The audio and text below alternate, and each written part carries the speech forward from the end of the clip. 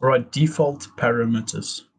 One of the features added in ES6 is the ability to use default parameters. Default parameters allow parameters to have a predetermined value in case there is no argument passed into the function, or if the argument is undefined when called.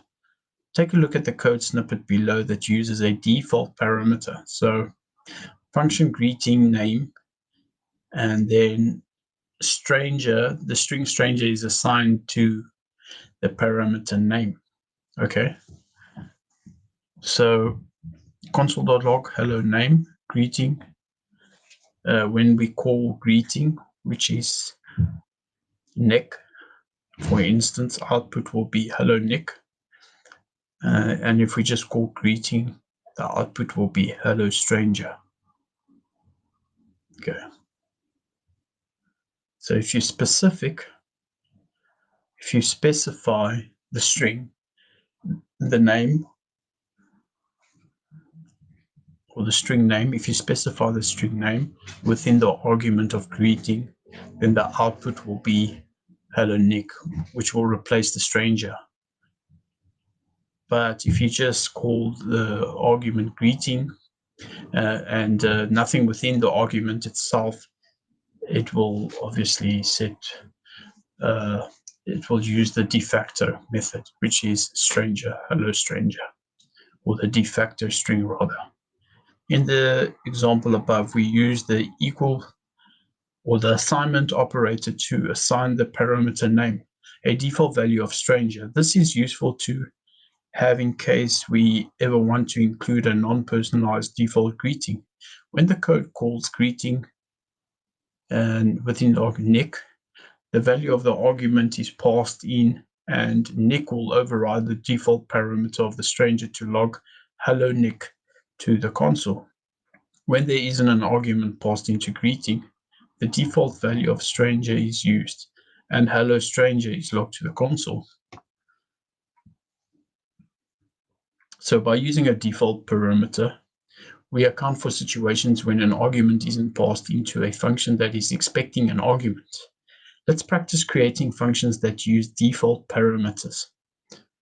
Okay, instructions. Number 1, the function makeShoppingList creates a shopping list based on the items that are passed to the function as arguments. Imagine that you always purchase milk, bread, and eggs every time you go shopping for groceries. To make creating a grocery list easier, let's assign default values to the parameters in makeShoppingList. Change the parameters of makeShoppingList into default parameters. Assign milk as the default value of item 1, assign bread as the default value of item 2, and assign eggs as the default value of item 3. So we're going to assign it the string milk, right? And item number 2, we're going to assign the string bread. And item 3, we're going to assign string eggs. Okay. Okay, let's run that. See if it's correct. Okay, we can't see anything because I haven't called anything, obviously. So firstly, to check if it's actually working, let me call the function.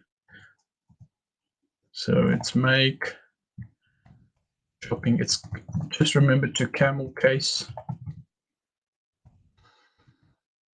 shopping list. Yeah. Okay. And so if we pass nothing into the argument, it should give me the default, which is milk, bread, and eggs. Right.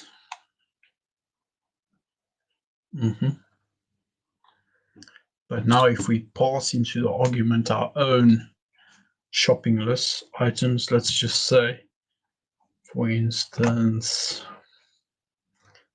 muesli. Can't think of anything right now. No, sorry. Muesli, let's say, man, I'm just going I'm just going by Macheyu, which is something we drink in South Africa. It's sort of like milk mixed with maize, something in that form. And fruit.